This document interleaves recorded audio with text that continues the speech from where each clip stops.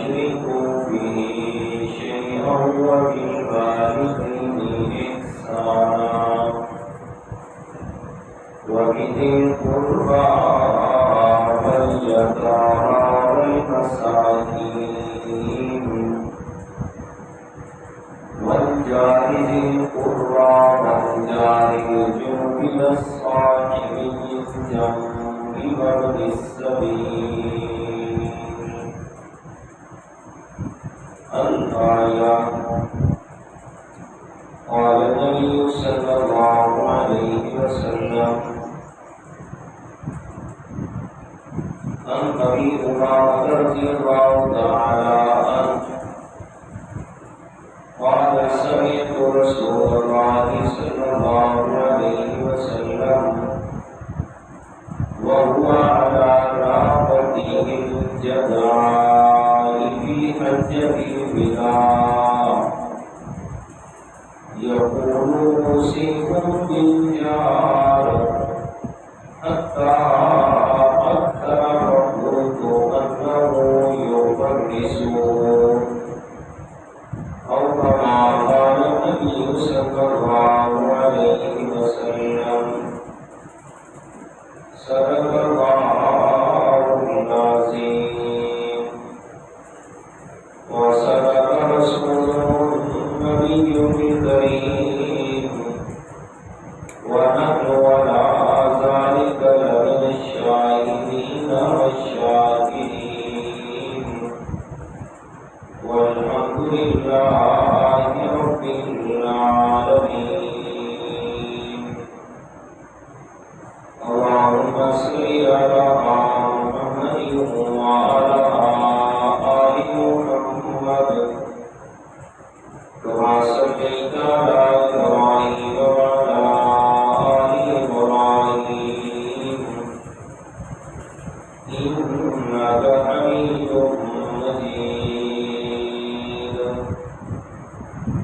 اللهم بارك على محمد وعلى آل محمد كما باركت على إبراهيم وعلى آل إبراهيم إنك حميد مجيد. سبحانك لا علم لنا إلا ما علمتنا إنك أنت العليم الحكيم.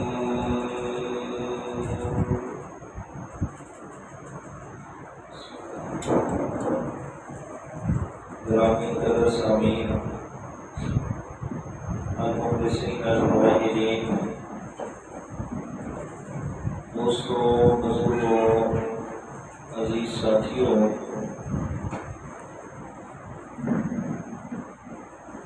شریعت اسلامیہ نے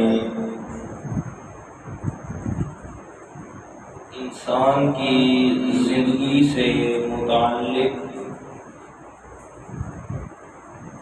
جتنی بھی چیزیں تھیں یا ہیں یا ہو سکتی تھیں، ان تمام تر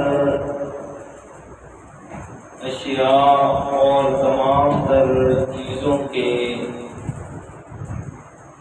حقوق و فرائض متعین فرما دیے، چاہے ان کا تعلق براہ راست انسان سے تھا یا بالواسطہ، بہرحال اللہ تعالیٰ نے ہر ایک چیز کے الگ الگ حقوق انسان کے لیے متعین فرما دیے. ایون کہ اللہ تعالیٰ کی ذات کا جو سب سے بڑا حق انسان پہ لازم ہوتا ہے تو وہ بھی اللہ تعالیٰ نے انسان کے لیے واضح بیان حدیث ہے شریف میں کہ پیارے پیغمبر امام الانبیاء سرور کائنات جناب محمد رسول اللہ صلی اللہ علیہ وسلم سے یہ بات پوچھیں کہ یا رسول اللہ یہ بتائیے کہ اللہ تعالیٰ کا ہمارے اوپر کیا حق ہے اور اللہ تعالیٰ کے ذمہ بھی آیا کسی انسان کا حق ہوتا ہے یا نہیں؟ تو پیارے پیغمبر صلی اللہ علیہ وسلم نے ارشاد فرمایا کہ حقیقت حال تو یہ ہے کہ اللہ تعالیٰ کی ذات اس پر کسی کا کوئی حق لازم نہیں ہے، لیکن ہاں ایک چیز ہے کہ انسانوں پر اللہ تعالیٰ کا حق یہ لازم ہے کہ تمام تر انسان وہ اللہ تعالیٰ کی وحدانیت کو دل و جان سے تسلیم کریں اور اس کی ذات و صفات میں کسی دوسرے کو شریک نہ ٹھہرائیں۔ تو یہ اللہ تعالیٰ کا حق انسانوں پہ لازم آتا ہے، اور جو یہ کام کریں تو پھر ان لوگوں کا حق اللہ تعالیٰ پر لازم ہے کہ اللہ تعالیٰ ایسے لوگوں کے گناہوں کو معاف فرما کے انہیں جنت الفردوس میں جگہ عطا فرمائے۔ تو کہنے کا مقصد یہ ہے کہ اللہ تعالیٰ نے تمام تر جتنی بھی چیزیں یا رشتے یا تعلق ہو سکتے تھے ان تمام تر کے بارے میں اللہ تعالیٰ نے شریعت مطہرہ میں، شریعت اسلامیہ میں حقوق و فرائض کا تعین فرما دیا۔ تو قرآن مجید کی آیت کریمہ جو میں نے آپ حضرات کے سامنے سورۃ النساء 5ویں پارے سے تلاوت کی ہے، تو اس میں بھی اللہ تعالیٰ نے انہی حقوق کا تذکرہ فرمایا ہے۔ پہلے اپنا حق بیان فرمایا اور پھر اسی ترتیب سے آگے جیسے جیسے حقوق کی ایک لسٹ ہے اس کو بیان فرمایا۔ اور اس آیت کریمہ میں سب سے زیادہ اور تفصیل سے جو حقوق بیان فرمائے ہیں وہ ہے پڑوسیوں اور ہمسایوں کے حقوق، کہ ہمسائے اور پڑوسی کے کیا حقوق ہیں۔ دیکھیے قرآن مجید کی آیت کا انداز اور پھر بات کو آگے عرض کرتا ہوں۔ فرمایا اعوذ باللہ من الشیطان الرجیم بسم اللہ الرحمن الرحیم وَاعْبُدُوا اللَّهَ وَلَا تُشْرِكُوا بِهِ شَيْئًا وَبِالْوَالِدَيْنِ إِحْسَانًا وَبِذِي الْقُرْبَى وَالْيَتَامَى وَالْمَسَاكِينِ والجار ذي القربى والجار الجنوب والصاحب بالجنب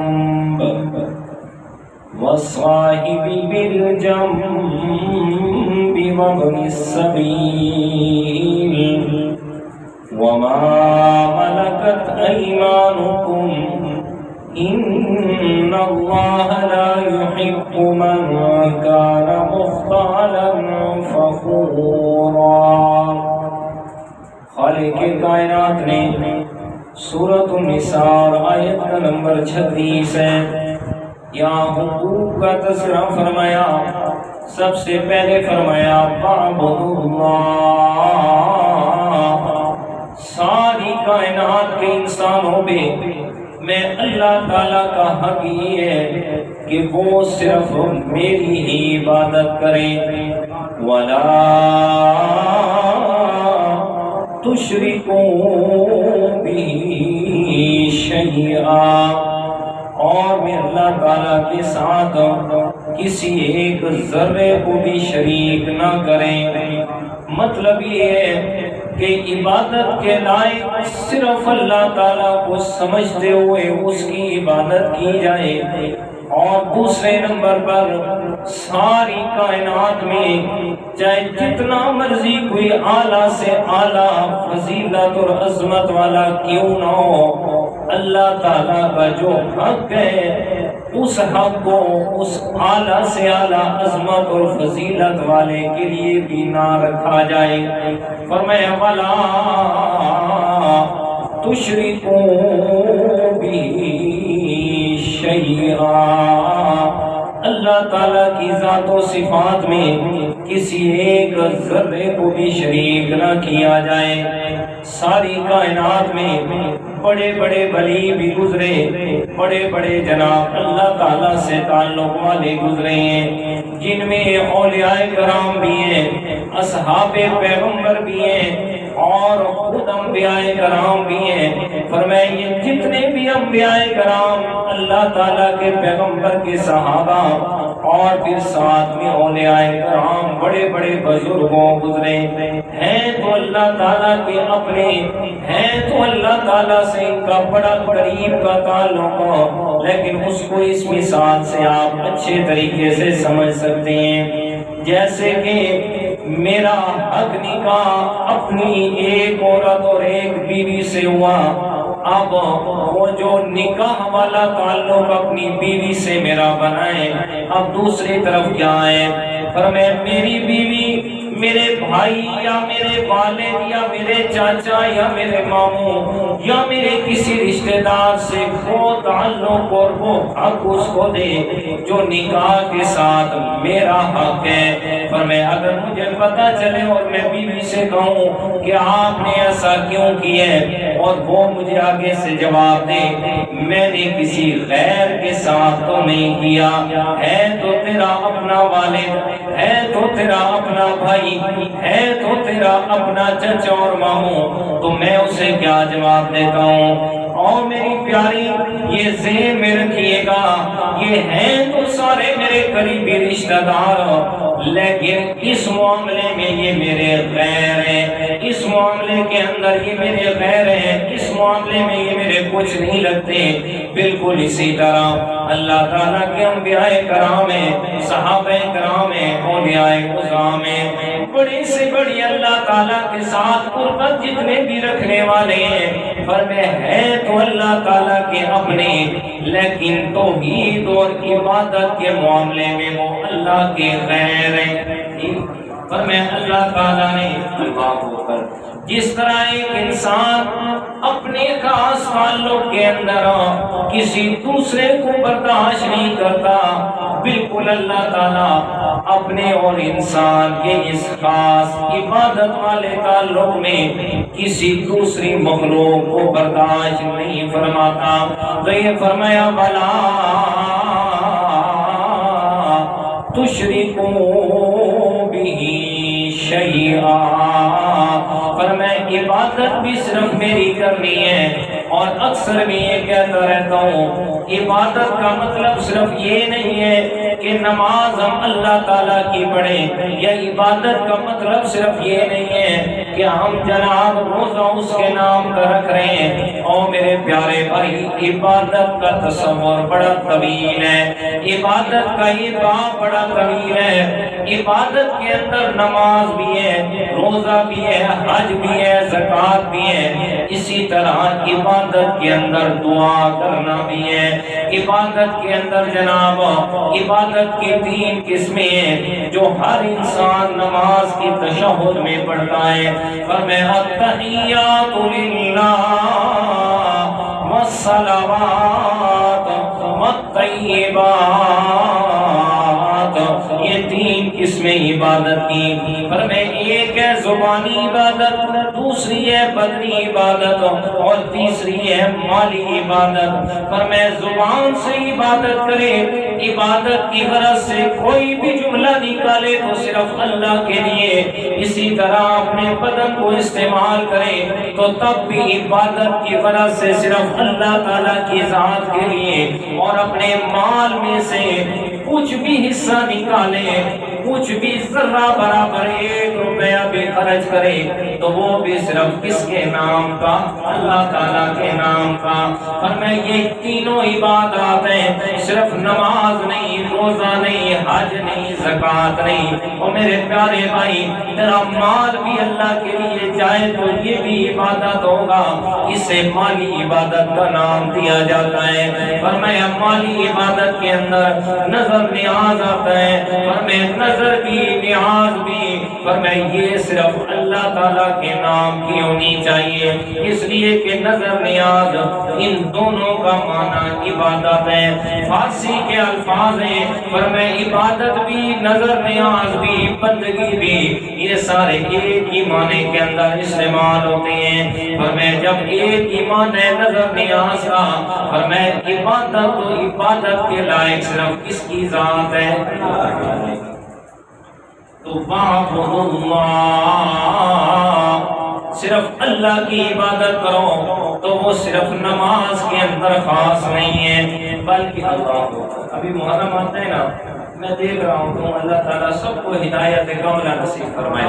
جی ہمارے اپنے بھی سنی کہلوانے والے افسوس ہوتا ہے سارا سال یاد نہیں ہے اللہ کا نام، سارا سال یاد نہیں جی، نہ کسی کو پانی کی سبیل یاد ہے۔ ابھی پچھلے دنوں میں کتنی سخت گرمی پڑی تھی، کتنی سخت گرمی، لیکن کسی کو یاد نہیں تھا کہ کہیں پانی لگا دے، کسی کو تصور بھی نہیں تھا۔ محرم شروع ہوتا ہے، یہ جناب شروع ہو جاتے ہیں۔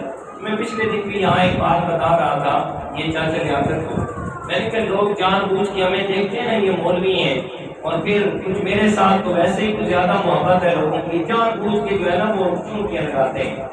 تو ایک جگہ میں کھڑا تھا 8 محرم جی کے ساتھ یا 9 تھی والے پر، تو اسی طرح بات کی، انہوں نے ایک ٹوک لگائی تھی مجھ پہ، تو میں نے انہیں جواب دیا، میں نے کہا یار ناراض نہیں ہونا، آپ نے بات کی میں نے خوش دلی سے سنی، اب میں بات کر رہا ہوں آپ نے خوش دلی سے سنی ہے، لڑنا نہیں۔ میں نے عرض کی بھی بات کی ہے کہ سنت پر عمل تب ہوتا ہے جب سنت جیسا عمل کیا جائے۔ اب مثلا پانی پینا بیٹھ کے سنت ہے، میں بیٹھ کے پانی پیوں گا تو سنت پوری ہوگی۔ اگر ایک آدمی کھڑے ہو کے جان بوجھ کے بغیر کسی مجبوری کے جان بوجھ کے کھڑے ہو کے پانی پی رہا ہے تو اس کی سنت اس پر عمل نہیں ہوگا۔ اور بھی بہت ساری مثالیں دی۔ آخر میں بات یہ کی، میں نے کہا آپ کے بقول جو آپ کہتے ہیں کہ حضرت حسین رضی اللہ تعالیٰ عنہ پہ 10 دن یا 7 دن پانی بند رہا کربلا میں، آپ کہتے ہیں، تو میں کہتا ہوں پھر یہ سنت پہ حضرت حسین کی سنت پہ عمل تب ہوگا کہ جب آپ بھی 10 دن پانی نہ پیے۔ غلط کہہ رہا ہوں کیا بھائی صاحب؟ مطلب تو تب ہے نا کہ آپ بھی 10 دن پانی نہ پیئیں تب سنت پہ عمل ہوگا۔ یہ کیا ہے جناب، ادھر پانی نہیں ملا ادھر تم پانی کی سبیلیں لگا رہے ہو، یہ کیسے سنت پہ عمل ہے؟ جب 10 دن پانی نہیں پیئیں گے تو نتیجہ کیا نکلے گا چاچا؟ اس گاؤں کو تو ساری جان چھوٹ رہی ہے۔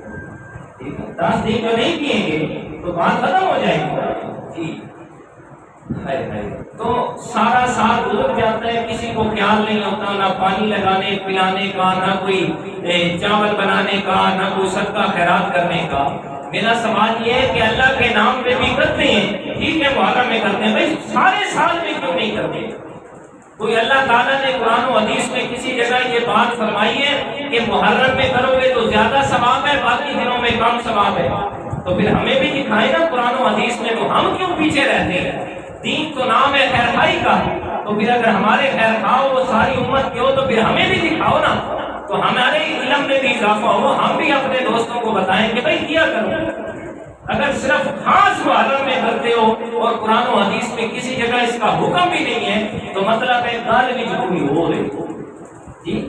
اس لیے علماء نے فقہائے کرام نے، علماء نے نہیں فقہائے کرام نے یہ بات لکھی ہے کہ آپ نے اسلام و اسلام کی حدیث مبارکہ جو ہے من تشبہ بقوم فہو منہم، کہ جس قوم کے ساتھ مشابہت کرو گے قیامت کے دن اسی قوم کے ساتھ اٹھائے جاؤ گے۔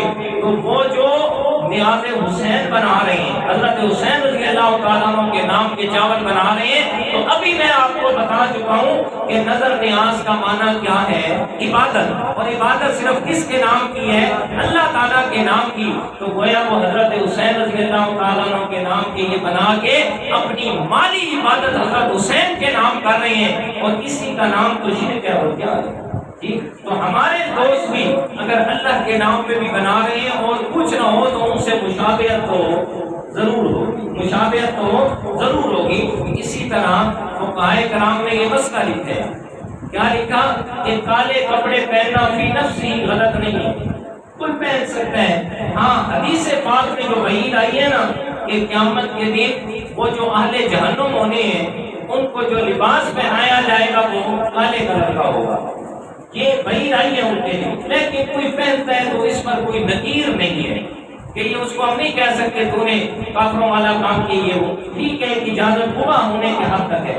باقی محرم میں پہننا کیوں علماء نے منع کی ہے؟ اس لیے کہ ان کی کیا ہوتی ہے مشابہت۔ بہرحال تو عرض یہ کر رہا تھا کہ عبادت صرف اس چیز میں بند نہیں ہے کہ صرف اور صرف نماز ہم کس کی پڑھ رہے ہیں، اللہ کی نہیں، بلکہ عبادت کی جو تینوں قسمیں ہیں ان تینوں قسموں میں یقین کامل ہو کہ میں یہ تینوں چیزیں کس کے نام کی کر رہا ہوں، اللہ تعالیٰ کی۔ بڑی تفصیل ہے اس میں۔ اور پھر دعا کے بارے میں جو فرمایا، اکثر ذکر کرتا رہتا ہوں دعا، فرمایا الدعاء مخ العبادہ، فرمایا دعا وہ عبادت کا مغز ہے۔ اور دعا کو قرآن مجید میں اللہ تعالیٰ نے عبادت کا نام خود فرمایا ہے، میں نے نہیں کہا۔ عبادت دعا کو عبادت کس نے کہا ہے؟ اللہ تعالیٰ نے۔ یہ میں اپنی طرف سے بات نہیں کرتا، یہ میں آپ کو قرآن مجید کا حوالہ دکھا دیتا ہوں۔ یہ دیکھیے گا 24واں پارہ میرے سامنے، خالق کائنات نے فرمایا، وَقَالَ رَبُّكُمْ ادعونی استجب لکم ان الذین یستکبرون عن عبادتی سیدخلون جہنم داخرین۔ سورہ حمیم المومن 24واں پارہ اور آیت نمبر 60 ہے۔ یہ انگلی میں نے رکھی ہوئی ہے، نوٹ کریں، گھروں میں جا کے معنی دیکھیں، جس مرضی کا معنی دیکھیں۔ میں آپ کو نہیں کہتا کسی دیوبندی عالم کا معنی اٹھائیں، نہیں میرے پیارے، جس مرضی عالم کا معنی ہے اس کا جا کے دیکھیں رب کائنات کیا فرماتا ہے۔ فرمایا وقال ربکم، تمہارا رب یہ فرما رہا ہے ادعونی، مجھ سے دعا کیا کرو، مجھ سے مانگا کرو، استجب لکم، میں تمہاری دعاؤں کو قبول فرماتا ہوں۔ اور ایک معنی فرمایا ادعونی، مجھ سے دعا کیا کرو، استجب لکم، میں تمہاری دعاؤں کو جی کر کے سنتا ہوں۔ یہ رب کی شان ہے، اور میں مانگتے ہو میں آگے سے جی کرتا ہوں، میرا بندہ حکم فرمائیے کیا لینا چاہتا ہے۔ اچھا جی، ادعونی، مجھ سے دعا کیا کرو۔ اب یہ دعا کا ذکر فرمایا کہ مجھ سے دعا مانگو۔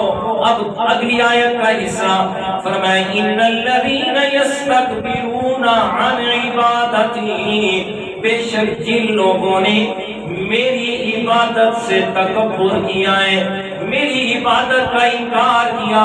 اور میرے پیارے بھائی، آیت کے پہلے حصے میں اللہ تعالیٰ نے دعا کا ذکر کیا ہے، دوسرے حصے میں فرمایا جو میری عبادت سے انکار کرے، کیا مطلب؟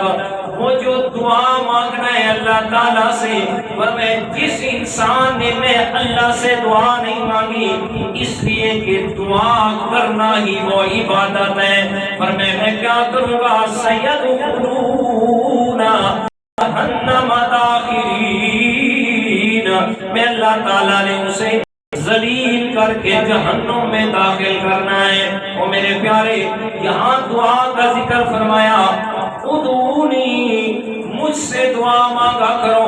یا اللہ تعالیٰ نے دعا کے ساتھ کسی اور چیز کا ذکر نہیں کیا، یہ نہیں فرمایا کہ دعا مانگو گے ساتھ میں کسی کا وسیلہ اور ہڑا دو گے تو تب قبول کروں گا، نہیں تو میں نے قبول نہیں کرنی، بلکہ یا اللہ تعالیٰ نے واضح فرمایا ادعونی،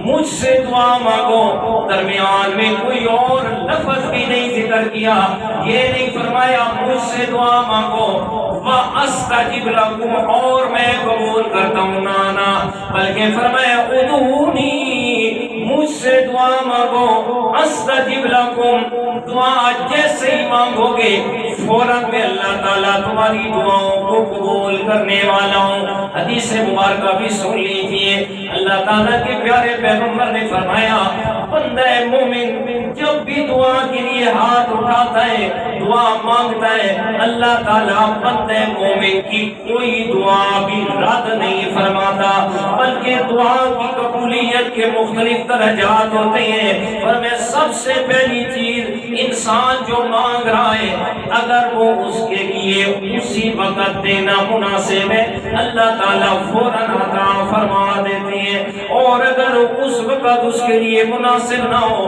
بلکہ آنے والے وقت میں اس کے لیے ضرورت کی چیز ہے، اللہ تعالیٰ آنے والے وقت میں جب اس کے لیے مناسب ہوتا ہے اس دعا کی برکت سے اس وقت عطا فرما دیتے ہیں۔ اور تیسرے نمبر پہ انسان جو مانگ رہا ہے اگر دنیا کی زندگی میں اس کے لیے وہ چیز کارآمد اور مفید نہیں ہے، اللہ تعالیٰ اس دعا کو قیامت کے لیے ذخیرہ فرما دیتے ہیں۔ قیامت کے دن وہ انسان بندہ مومن جائے گا، اللہ تعالیٰ اس کے نام اعمال میں ایک بہت بڑا ذخیرہ نیکیوں کا رکھا ہوا ہے، بڑا ذخیرہ ثواب کو اسے دیا جائے گا۔ اللہ تعالیٰ سے عرض کرے گا مولا یہ سارے جناب میری نیکیوں کا حساب تو الگ ہو گیا، اب یہ ساری چیزیں مجھے کہاں سے مل رہی ہیں؟ اللہ تعالیٰ فرمائیں کہ میرے پیارے وہ جو تم نے دعائیں دنیا میں مانگی تھی وہ دنیا میں قبول نہ ہوئی، میں اللہ تعالیٰ نے آج ان دعاؤں کا تجھے ثمرہ اور ثواب عطا فرما دیا۔ انسان خواہش کرے گا کاش کہ دنیا میں میری ایک بھی دعا قبول نہ ہوتی، یہ ساری دعاؤں کا مجھے آج یہاں ثواب ملتا۔ تو فرمایا خذونی استجب لکم، مجھ سے دعا مانگو میں تمہاری دعاؤں کو قبول کرنے والا ہوں۔ میں اللہ تعالیٰ سے کو چھوڑ کے جس سے جا کے مانگو گے بڑی سے بڑی عظمت والا دنیا کائنات میں کوئی آیا ہے تو وہ میرا پیارا پیغمبر امام الانبیاء سرور کائنات جناب محمد الرسول اللہ صلی اللہ علیہ وسلم ہے، اور میں اس سے بڑا تو دنیا میں کوئی اور ہے ہی نہیں ہے۔ اور میں شیخ سعدی رحمت اللہ تعالیٰ علیہ سے کسی نے پوچھا بتائیے نا جناب ان کے کمالات کیا ہیں، کیا شان اور عظمت ہے اللہ کے پیغمبر کی؟ حضرت شیخ سعدی رحمت اللہ تعالیٰ علیہ فرماتے ہیں او یار کتنے شان گنواؤں کتنی عظمتیں گنواؤں اپنے پیغمبر کی، بعد از خدا بزرگ تو ہی کس سے مختصر کہ ساری کائنات میں اللہ تعالیٰ کے بعد اگر کسی کی شان اور عظمت ہے تو ہمارے پیارے پیغمبر صلی اللہ علیہ وسلم ہے۔ وہ اتنی بڑی شان والے اتنے بڑے مقام والے حضرت سید عطا اللہ شاہ صاحب بخاری رحمت اللہ تعالیٰ علیہ فرماتے ہیں میں نے دیکھا نا قرآن مقدس میں ایک ایسی شخصیت کا اللہ تعالیٰ نے ذکر فرمایا ہے، فرمایا جس کی زلفوں کی قسمیں اٹھائی اللہ تعالیٰ نے اور فرمایا وَالضُّحَىٰ وَاللَّيْلِ إِذَا سَجَىٰ، جس کے چہرے کی قسم اٹھائی اللہ تعالیٰ نے، جس کے سینے کو اللہ تعالیٰ نے فرمایا خود کھول کے فرمایا أَلَمْ نَشْرَحْ لَكَ صَدْرَكَ وَرَفَعْنَا لَكَ ذِكْرَكَ، میرے پیغمبر ہم نے آپ کا ذکر بلند فرما دیا۔ فرمایا جو اتنی عظمتوں والا ہے اتنے شان اور مقام والا ہے، جب میں نے اتنے مقام اور عظمتوں والا انسان دیکھا نا فرمایا میرے دل میں یہ خیال آیا کہ عطا اللہ تو اس عظمتوں والے کا سجدہ کر لے، تو اس کی عبادت شروع کر لے کہ جس کی اتنی شان ہے وہ زبان سے لفظ نکالتا ہے اللہ تعالیٰ اس کے بولنے کی قسمیں اٹھاتے ہیں اور فرماتے وقیلی یا رب، اور میرے پیارے پیغمبر میں اللہ تعالیٰ کو تیرے ہونٹ ہلانے کی قسم ہے، میرے پیغمبر میں اللہ تعالیٰ کو آپ سے پیار اتنا ہے، میری محبت اتنی ہے، میرا آپ کے ساتھ تعلق اتنا ہے، میں نے ایک ایک مقام تمہیں عظمتوں والا عطا فرمایا۔ حضرت شاہ صاحب فرماتے ہیں جب میں اتنی عظمتوں والے انسان کو دیکھتا ہوں کہتے ہیں میرا دل چاہتا ہے کہ میں اسے سجدہ کر لوں, میں اس کی عبادت شروع کر لوں, لیکن اس کی سیرت کی طرف دیکھتا ہوں, اس کی اپنی زندگی کی طرف جب نگاہ دوڑاتا ہوں تو مجھے کیا نظر آتا ہے, کہتے ہیں اتنا حسین و جمیل چہرے والا, اتنی عظمتوں اور شان والا کہ جس کے ساتھ اللہ تعالیٰ نے دنیا کائنات میں بنائے کوئی نہیں ہے. پر میں اس کی اپنی سیرت اور زندگی کی طرف دیکھا تو مجھے کیا نظر آیا کہ یہ حسین و جمیل بھی یہ خود کسی اور کے سامنے جھکا ہوا ہے.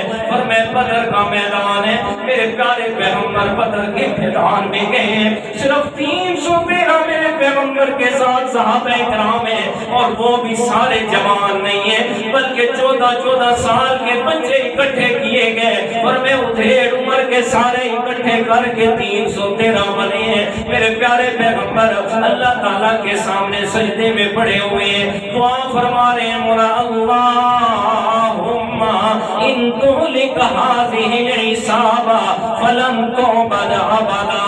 اللہ یہ چند مٹھی بھر نوجوان اور مٹھی بھر جماعت میں لے کے آ گیا, اگر آج یہ ختم ہو گئے قیامت تک دنیا میں تیرا نام لینے والا کوئی نہیں ہوگا. حضرت شاہ صاحب فرماتے ہیں جب بدر کے میدان میں اتنا خوبصورت چہرے والا جو کسی اور کے سامنے روتا ہوا نظر آیا, شاہ صاحب میں نے بھی دل میں یہ یقین کیا اور اللہ تو بھی اسی کے سامنے جھک جا جس کے سامنے اتنے خوبصورت چہرے والے گرے ہوئے ہیں. تو یہ فرمایا وَاعْبُدُوا اللَّهَ وَلَا تُشْرِكُوا بِهِ شَيْئًا, اور میں عبادت صرف اللہ کی اور اس کی ذات و صفات میں کسی کو شریک نہیں کرنا. اور میرے پیارے جب اتنی عظمتوں والے پیغمبر اپنے رب سے مانگ رہے ہیں, اور میرے پیارے آپ ذرا دیکھنا ہماری اور تیری کیا مجال ہے, ہماری اور تیری کیا حیثیت ہے. پر میں جو پیغمبر اعلیٰ سب سے اعلیٰ ہو کے رب کے سامنے ہاتھ پھیلائے ہوئے ہیں اور رب اسے عطا فرما رہا ہے, رب سے مانگ رہا ہے, جب بھی جو کچھ بھی اس کو ضرورت پڑتی ہے اپنے ڈائریکٹ رب سے مانگتا ہے. تو تیرے میرے لیے سیرت کا سبق چھوڑ کے گئے میرے پیغمبر اور میری امت کے لوگوں, جب بھی کوئی تمہیں ضرورت پڑے ادھر ادھر جانے کی ضرورت نہیں ہے, مانگے تو کس ذات سے. آگے فرمایا وَاعْبُدُوا اللَّهَ وَلَا تُشْرِكُوا بِهِ شَيْئًا وَبِالْوَالِدَيْنِ إِحْسَانًا, اور والدین کے ساتھ حسن سلوک والا معاملہ فرمائیں, والدین کے حقوق و فرائض کو بھی لازم فرمایا. آگے وَبِذِي الْقُرْبَى وَالْيَتَامَى وَالْمَسَاكِينِ, اور فرمایا قریبی رشتہ دار ہیں, یتیم ہے, مسکین ہے, اور میں واقعتاً غریب ہے, اس کے بھی حقوق آپ نے ادا کرنے ہیں, قریبی رشتہ داروں کا بھی خیال کرنا ہے. آگے فرمایا وَالْجَارِ ذِي الْقُرْبَى وَالْجَارِ الْجُنُبِ وَالصَّاحِبِ بِالْجَنبِ وَابْنِ السَّبِيلِ, اور خیال کرنا رشتہ داروں کے بعد فرمایا سب سے زیادہ جن کے ساتھ آپ کا تعلق ہوتا ہے وہ ہیں آپ کے پڑوسی اور آپ کے ہمسائے, فرمایا ان کے حقوق کا بھی خیال کرنا. پھر اللہ تعالیٰ نے حقوق کی اقسام بھی بیان فرما دی, فرمایا ایک وہ پڑوسیوں کی اقسام بیان فرمائی, فرمایا ایک وہ پڑوسی جو آپ کا ہمسایہ بھی ہے اور ساتھ میں رشتہ دار بھی ہے ایک, فرمایا دوسرا جو رشتہ دار تو نہیں ہے لیکن آپ کے پڑوس میں رہ رہا ہے, اور تیسرے نمبر پہ فرمایا وہ جو عارضی طور پر آپ کے ساتھ آ کے بیٹھا ہے, مثلا کہیں سفر پہ جا رہی ہیں یا مسجد میں آ کے بیٹھتے ہیں, ایک آدمی ساتھ آ کے بیٹھ گیا, یہ عارضی طور پہ ہمسائے ہیں. پر میں ان سب کے حقوق کا خیال کرنا ہے, ہمسائے کے ساتھ اچھا تعلق رکھنا ہے, پڑوسی کی یہ اقسام. اور حدیث مبارکہ بھی سن لیجئے, میرے پیارے پیغمبر نے کیا فرمایا. حضرت جابر رضی اللہ تعالیٰ عنہ سے روایت ہے, معارف الحدیث صفحہ نمبر 313 پہ حدیث موجود ہے. فرمایا جابر رضی اللہ تعالیٰ عنہ قال رسول رسول اللہ صلی اللہ علیہ وسلم الجیران ثلاثۃ جار له حق واحد فهو ادنى الجیران وجار له حقان وجار له ثلاثۃ۔ فرمائے تین قسم کے پڑوسی ہیں۔ پہلا پڑوسی جس کا ایک حق آپ کے ذمہ ہے، دوسرا پڑوسی جس کے دو حق آپ کے ذمہ ہیں، اور تیسرا پڑوسی یہ جس کے تین حق آپ کے ذمہ ہیں۔ فرمائے پہلا پڑوسی یہ جس کا صرف ایک حق آپ کے ذمہ ہے، فَأَمَّا الَّذِي لَهُ حَقٌّ وَاحِدٌ فَجَّارٌ مُشْرِكٌ لَا رَحِمَ لَهُ حَقُّ الْجَوَارِ۔ فرمایا پہلا وہ پڑوسی جو کافر یا مشرک ہے، آپ کے پڑوس میں رہ رہا ہے، فرمایا آپ کے اوپر اس کا حق اتنا لازم ہے کہ وہ آپ کا پڑوسی ہے، اس کے دکھ سکھ میں شریک ہونا ہے، ایک حد تک اس کے شرکیہ اعمال میں شریک نہیں ہونا، اس کے کفریہ اعمال کے اندر شریک نہیں ہونا۔ مطلب یہ بحیثیت انسان ہونے کے اس کے ساتھ اچھا تعلق رکھنا ہے۔ دوسرا فرمایا وہ حقان کہ جس پر تو دو حق لازم ہے تمہارے اوپر، فرمایا فجار مسلمون، فرمایا وہ ہے جو آپ کا پڑوسی بھی ہے، مسلمان بھی ہے، آپ کا رشتہ دار نہیں ہے، فرمایا کیا ہے اب اس کے ساتھ آپ نے تعلق رکھنا ہے، ایک پڑوسی ہونے کے ناطے، دوسرا مسلمان ہونے کے ناطے، تیسرا فرمایا جس کے تین حق ہیں، فجار مسلمون ذو رحم لہو حق الاسلام و حق الجار و حق الرحم، فرمایا اس کے تین حقوق آپ کے ذمہ ہیں، ایک ہمسایہ ہونے کے ناطے، دوسرے نمبر پہ مسلمان ہونے کے ناطے، اور تیسرے نمبر پہ فرمایا رشتہ دار ہونے کے ناطے، یہ تین حقوق آپ نے اس کے ادا کرنے ہیں۔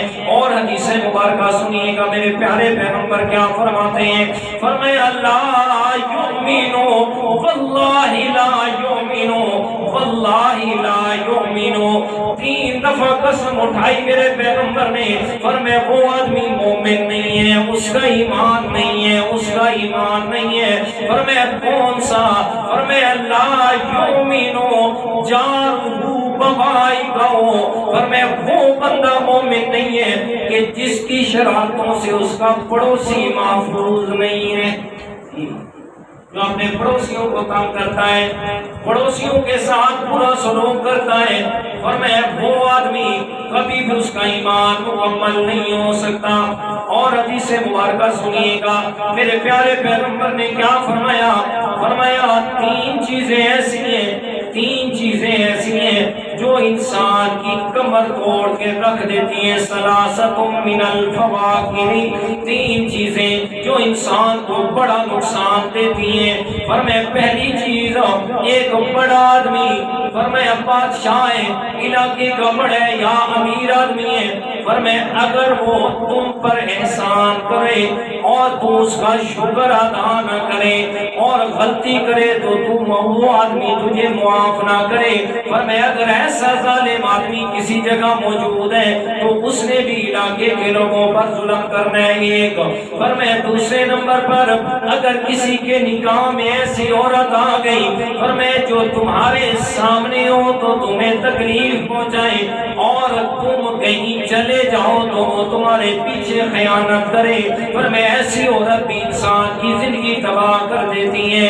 اور تیسرا نمبر فرمایا اگر کسی کا پڑوسی برا ہو، فرمایا وہ بھی انسان کی زندگی کو تباہ کر دیتا ہے، فرمایا اس لیے ہر ایک پر لازم فرمایا کہ چاہیے کہ ہر ایک آدمی دوسرے کے لیے اچھا پڑوسی بنے، ہر آدمی اس بات پر غور کرے کہ میری وجہ سے میرے پڑوسی کو تکلیف نہ ہو۔ اور سنیے گا حدیث مبارکہ حضرت عبداللہ بن عمر بن العاص رضی اللہ تعالیٰ عنہ سے روایت ہے کہ رسول اللہ صلی اللہ علیہ وسلم نے فرمایا 7 آدمی ایسے بد نصیب ہے کہ جن کی طرف قیامت کے دن نہ اللہ تعالیٰ نے دیکھنا ہے اور نہ ان کو اللہ تعالیٰ نے پاک فرمانا ہے، بلکہ ہمیشہ کے لیے ان کو جہنم میں داخل کر دینا ہے۔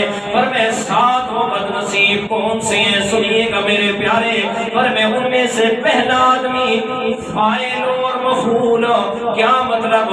فرمائے ایک زنا کرنے والا، دوسرا زنا کروانے والا۔ فرمائے جو دونوں اس بات پہ راضی ہیں، فرمائے وہ دونوں ایسے ہیں، فرمائے ان کے اندر دونوں چیزیں آ گئی معاشرے کے اندر۔ اللہ اکبر۔ اب زنا جو ہے نا، زنا، اس کے لیے خاص بات یاد رکھیں کہ مرد اور عورت بغیر حق نکاح، ان کا آپس میں نکاح نہیں ہے، مرد عورتیں آپس میں ان کا کوئی بھی تعلق ہے وہ زنا میں شمار ہوگا، وہ زنا میں شمار ہوگا۔ یہ خیال کریں، یہ منہ کے کہنے سے کوئی بہن نہیں بن جاتی ہے، یاد رکھنا کہ یہ تسلی بہن ہے۔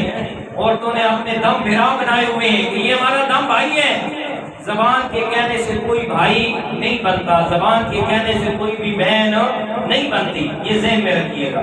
اسی طرح یہ تو ہوگی نا زنا کی تاریخ، دوسری طرف یہ یاد رکھیے کہ ہمارے ماحول اور معاشرے کے اندر اللہ تعالیٰ معاف فرمائے کہ یہ جو کتنے ایسے حالات و واقعات چل رہے ہیں کہ مرد سے اپنی خواہش پوری کر رہا ہے۔ جی آج کل تو یقین جانے حالات ایسے بن گئے کہ بیٹیوں سے زیادہ بیٹوں کی حفاظت مشکل ہو گئی ہے، کہ حالات ایسے بدکاری کی طرف چل پڑے۔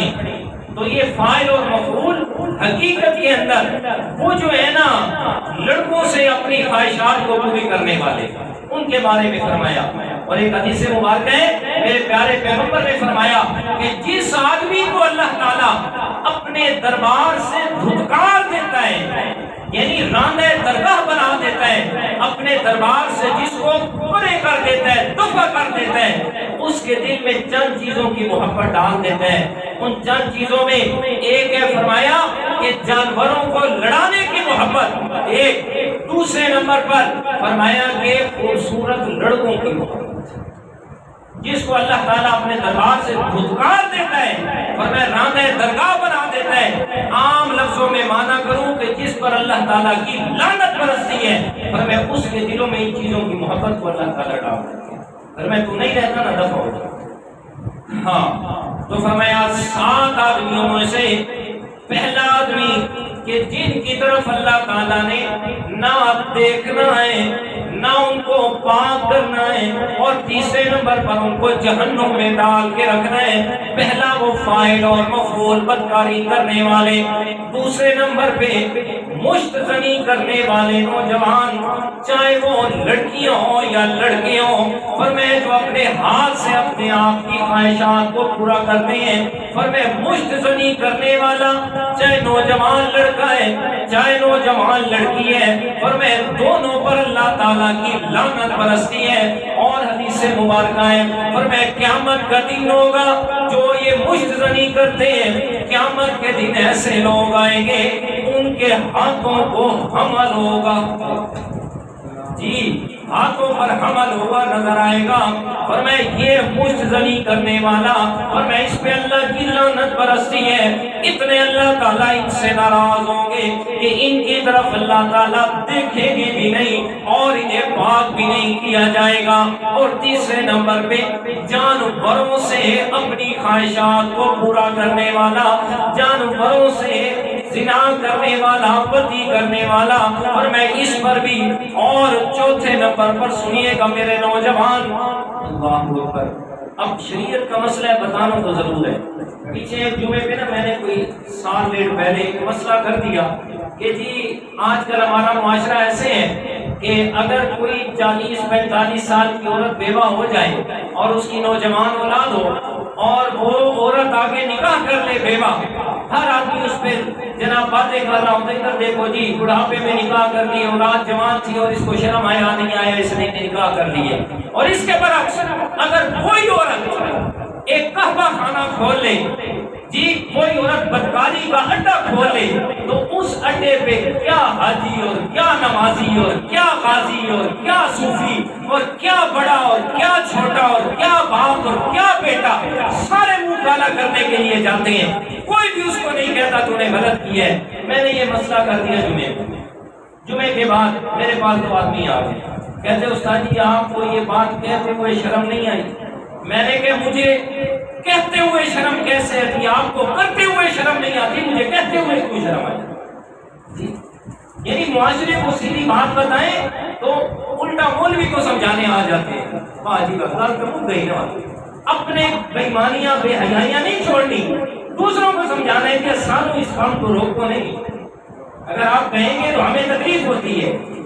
جی اچھا جی، چوتھے نمبر پہ سنیے گا کہ جس پر اللہ تعالیٰ کی لعنت برستی ہے اور اللہ تعالیٰ نے قیامت کے دن اس کی طرف رحمت کی نظر بھی نہیں فرمانی، پاک بھی نہیں کرنا اور اسے جہنم میں ڈالنا ہے۔ چوتھے نمبر پہ وہ ذلیل انسان کون سا ہے؟ فرمایا جو اپنی حق نکاح کی بیوی کو پچھلی جانب سے بدی کرتا ہے،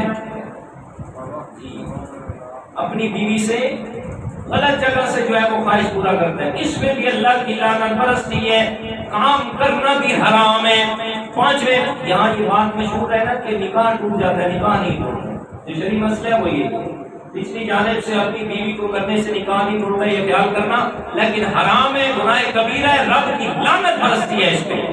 پانچواں نمبر فرمایا کسی عورت سے نکاح کیا اور عورت کی پہلی شادی سے بیٹی تھی، یہ خاوند اپنی بیوی سے بھی کرتا ہے اپنی خواہش کو پورا اور اپنی اس عورت کی پہلی بیٹی سے بھی جناب خواہش کو پورا کرتا ہے، ایسے پر بھی اللہ کی لعنت برستی ہے۔ اور چھٹے نمبر پہ فرمایا سب سے بدترین انسان وہ ہے، سب سے زیادہ اللہ تعالیٰ کی قیامت کے دن جس پر لعنت برسنی ہے، سب سے زیادہ جس سے اللہ تعالیٰ نے غصہ ہونا ہے، فرمایا وہ آدمی جو اپنی پڑوسی کی بیوی سے بدکاری کرتا ہے، پڑوسی کی بیوی سے بدکاری کرتا ہے۔ اور آج ہمارے حالات کیا ہیں کہ ہمارا تو سب سے پہلے اپنی شرارتوں کا جو ہم نقصان پہنچاتے ہیں، سب سے پہلی چیز پڑوسی ہوتا ہے، بڑے سے بڑا بھی اور چھوٹے سے چھوٹا نقصان بھی ہم اپنے پڑوسی کو دے رہے ہیں، اور اس پر لڑائی کرنا اور اس پر اپنا روب لگانا، اور جناب پھر اپنے آپ کو بڑا تصور کر رہے ہیں اور خوش ہو رہے ہیں جناب اپنے کہیں ہم سے بڑا کون ہے جی۔ اور ساتویں نمبر پہ فرمایا اپنے پڑوسی کو تکلیف پہنچانے والا جس طرح سے بھی ہے، فرمایا 7 آدمیوں پر اللہ تعالیٰ نے قیامت کے دن نہ نظر کرم فرمانا ہے، نہ رحمت کی نظر سے ان کو دیکھنا ہے، نہ ان کو پاک کرنا ہے، اور پھر اللہ تعالیٰ نے ان کو جہنم میں ڈالنا ہے۔ اس لیے میرے دوستو ساری باتیں اپنی جگہ پہ ہیں، شریعت کے جتنے مسائل بھی ہیں ایک ایک کو کر کے اپنی زندگی میں لاگو کرنا ہوگا، ہر حالت میں عمل کرنا ہوگا جی، اس لیے کہ شریعت کا کوئی عمل بھی ایسا نہیں ہے کہ جس پر عمل ہماری طاقت میں نہ ہو جی، اللہ تعالیٰ نے بنایا ہے، اور پھر ان احکامات کو بھی اللہ تعالیٰ نے ہی سب کچھ کر کے نازل فرمایا، وہ احکامات ہیں کہ جن پر ہم عمل کر سکتے ہیں۔ اللہ تعالیٰ عمل کی توفیق عطا فرمائے۔